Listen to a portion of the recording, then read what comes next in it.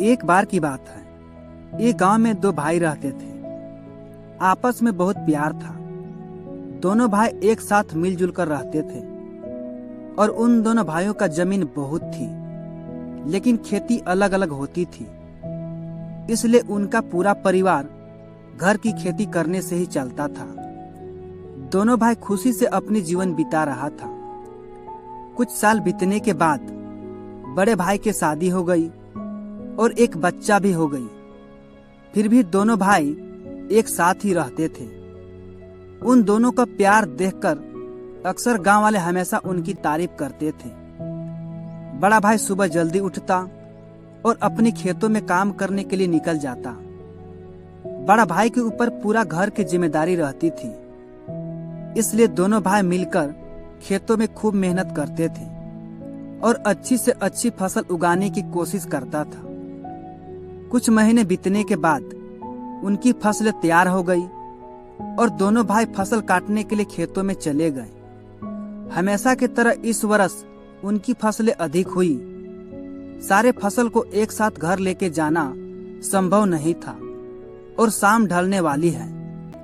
दोनों भाइयों ने सोचा कि एक साथ घर में जाते हैं तो हमारी मेहनत की फसल कोई और चुरा के ले जाएगा।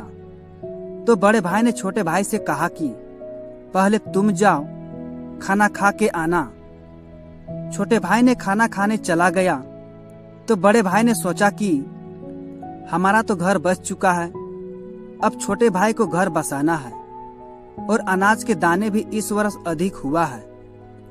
छोटे भाई को थोड़ा ज्यादा दे देता हूँ, क्योंकि छोटे भाई को घर गृहस्थी बसाना अभी बाकी है।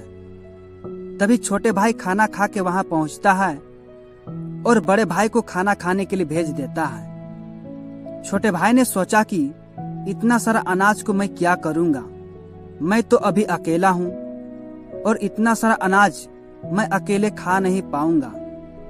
बड़े भाई का परिवार है, बच्चे हैं, उसे दे देता हूँ, उसे ज्यादा अनाज की जरूरत पड़ेगी।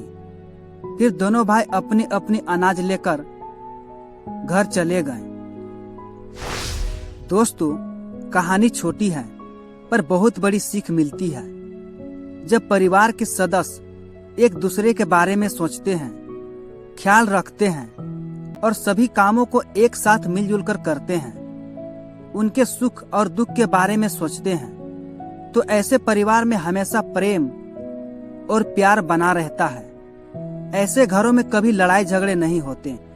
इसलिए मैं हमेशा कहता हूँ कि सुनो सबकी, लेकिन करो खुद की, क्योंकि आपके परिवार के बारे में आपसे बेहतर कोई नहीं जानता। इसलिए लोगों के कहने से अपने परिवार से कभी उलझने की कोशिश मत करो। कोई भी बात हो जाती है, आराम से बैठकर उसका हल निकालने की कोशिश करो। इसी में सबकी भलाई है, क्योंकि लोग और समाज कभी ये नहीं चाहते कि आपका परिवार आपके साथ रहे। तो अगर आप इस कहानी को और भी लोगों तक पहुंचना चाहते हैं तो इस वीडियो को लाइक करें, ताकि YouTube इस वीडियो को ज्यादा से ज्यादा लोगों तक भेज सके। और कहानी पसंद आई है तो हमारे चैनल को सब्सक्राइब जरूर कीजिए। फिर मिलता हूं अगली बार किसी और नई कहानियों के साथ। तब तक के लिए शुक्र करो, सब्र करो और जिंदगी में आगे बढ़ो। धन्यवाद।